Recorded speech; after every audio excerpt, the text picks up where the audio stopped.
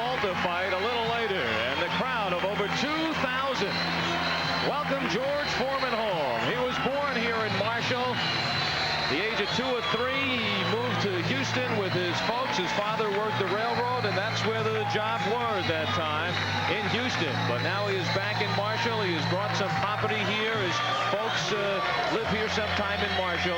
And George Foreman getting ready to enter the ring, and the crowd will respond.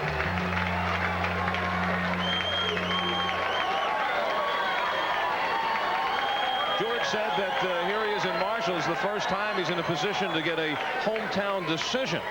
Although for George, that is very rare. He's gone to the decision 4 times in 59 fights.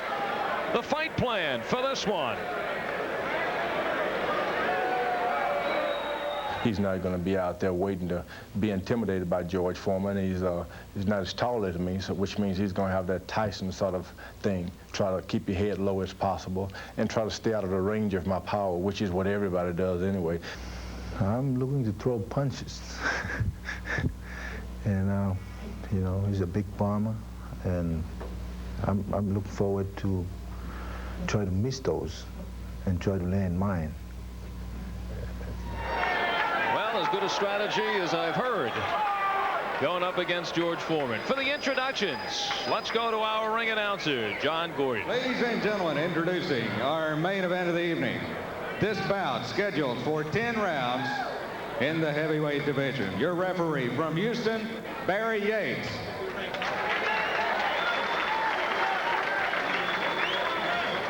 Introducing the principals. First, in the red corner, wearing white trunks, weighing in at 216 pounds, fighting out of Salt Lake City, Utah, with a professional record of 39 wins, 3 defeats, 2 draws, 36 knockouts.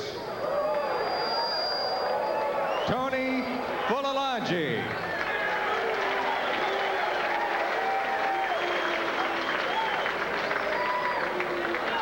His opponent, fighting out of the blue corner, wearing the red trunks with blue trim. He weighed in at 250 pounds. From Marshall, Texas.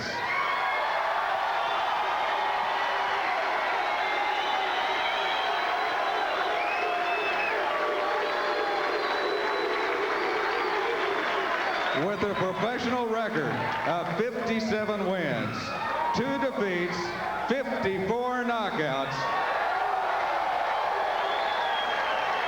Here is the former heavyweight champion of the world, George Foreman. 10 rounds heavyweight.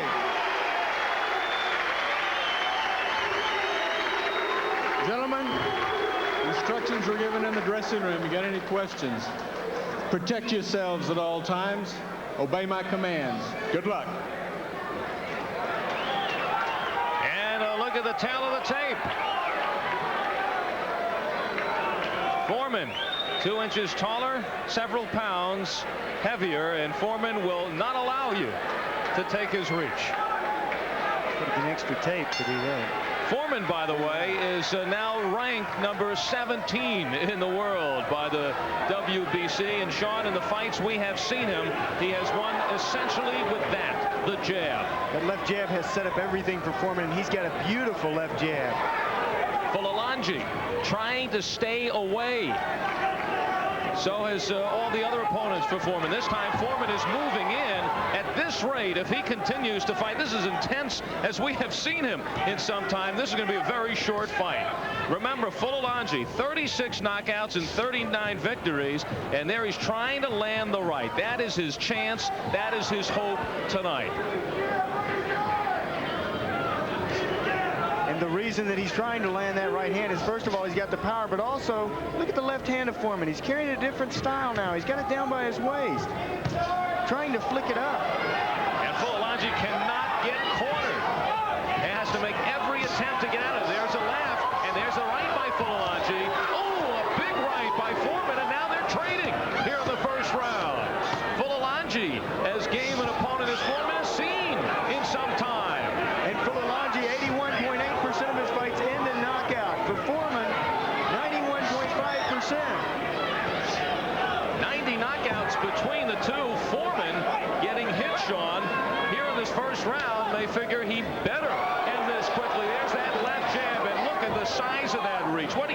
reach is? Oh, a couple hundred.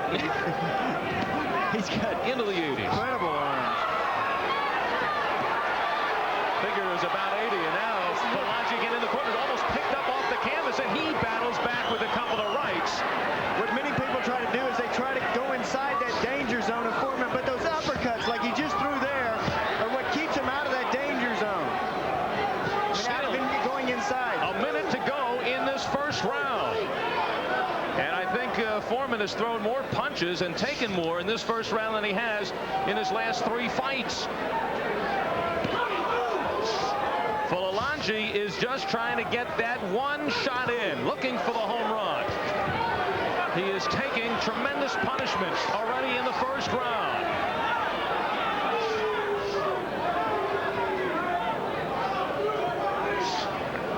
And now holding on with 30 seconds to go in the first. Fulilangi, a native of Tonga, a small island nation in the South Pacific. He moved to Phoenix in 1979, now fighting out of Salt Lake City.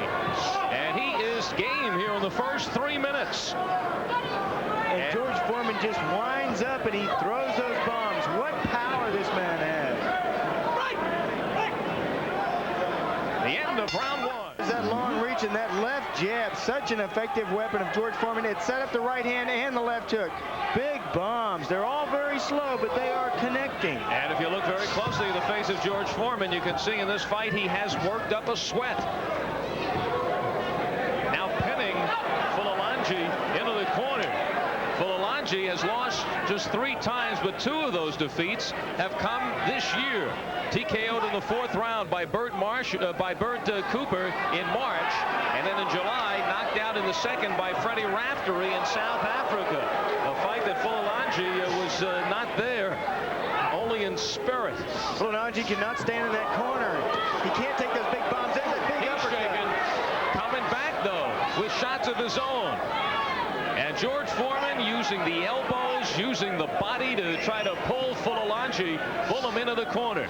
Foreman is so strong and he's got such fantastic balance. There's the uppercut. Fulilangi content, Sean, of staying in the corner. And what Fulilangi tries to do is he tries to lean over in his defense, crouch over. When he does, Foreman sees it and he goes for the uppercut. And he's down for the first time. 3 knockdown rule in effect. He's looking right at the timekeeper with a smile on his face. And he beats the clock. Playing with the timekeeper. And smiling. What a moment to be smiling. He's smiling, and that man will wipe the smile off your face. George Foreman, here he comes again with those big bombs. We have a minute 15 seconds still left in the 2nd. And as concerted of an effort as we have seen Foreman in his last 3 or 4 fights. Foreman's trying to rough him up. There's a big right hand, and Fulilangi needs the rest. He needs the 10 seconds here. 3 knockdown rule in effect. Now he's wobbly. He sees the count. He has 50 seconds now to survive. One more time, he's down. It's over. Here in the 2nd, that could be it. Oh, Foreman thought it was over. Fulilangi responds. Wild swing, and it's over. I don't think he even connected, but it is being counted as a knockdown, and it is over. What a finish. Fulilangi did not look like he wanted to be in this fight. After that first knockdown, he looked over and he smiled at the referee. That is serious business out there. That man, George Foreman, took the smile off his face. And George Foreman is now 13-0 with 13 knockouts since the comeback. March of last year after 10 years off.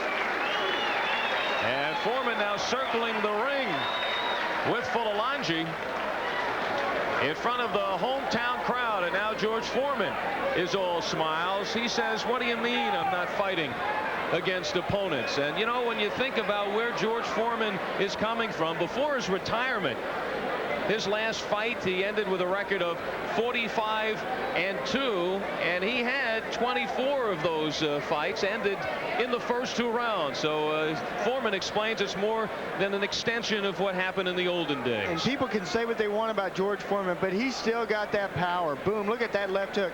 Not only the power in the right hand, the power in the left hook, the uppercut's beautiful, the left jab is beautiful, but what he has a problem with is that speed. He is very slow. If he connects anybody that he hits with those right hands, they're going to go down. Even a Mike Tyson. Here's a look at the last knockdown.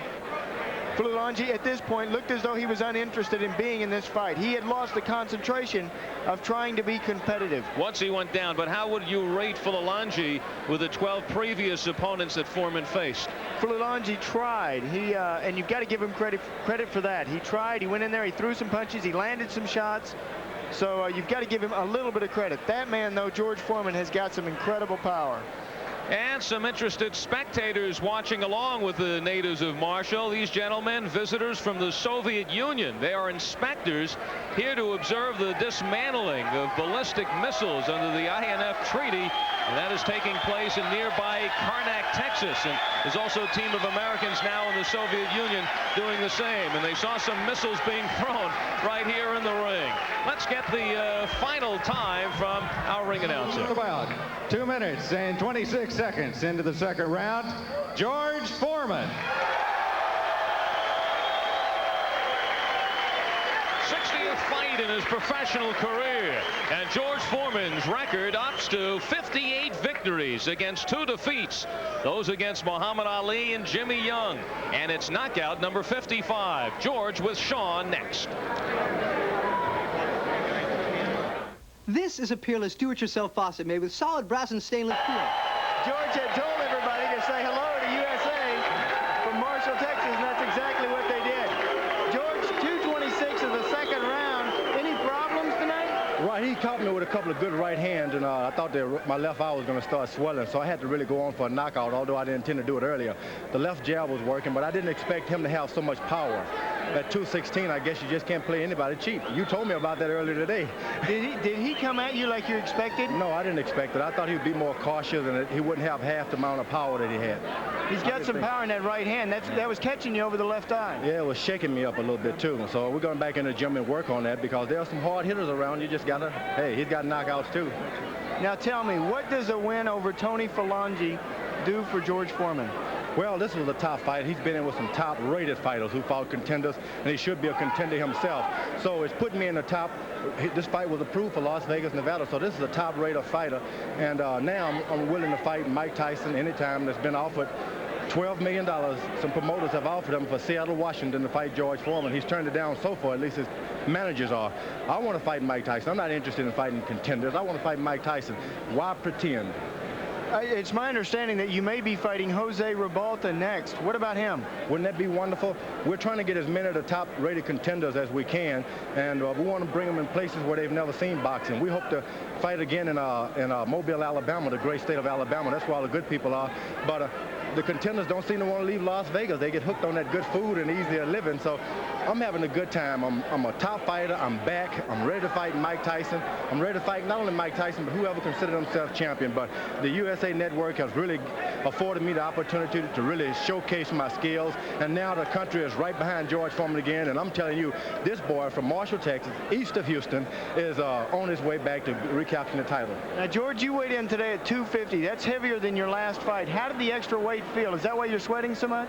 Not really. You practice dehydration from time to time. I just decided I'm not going to do that anymore. I'm going to drink all the liquids I want.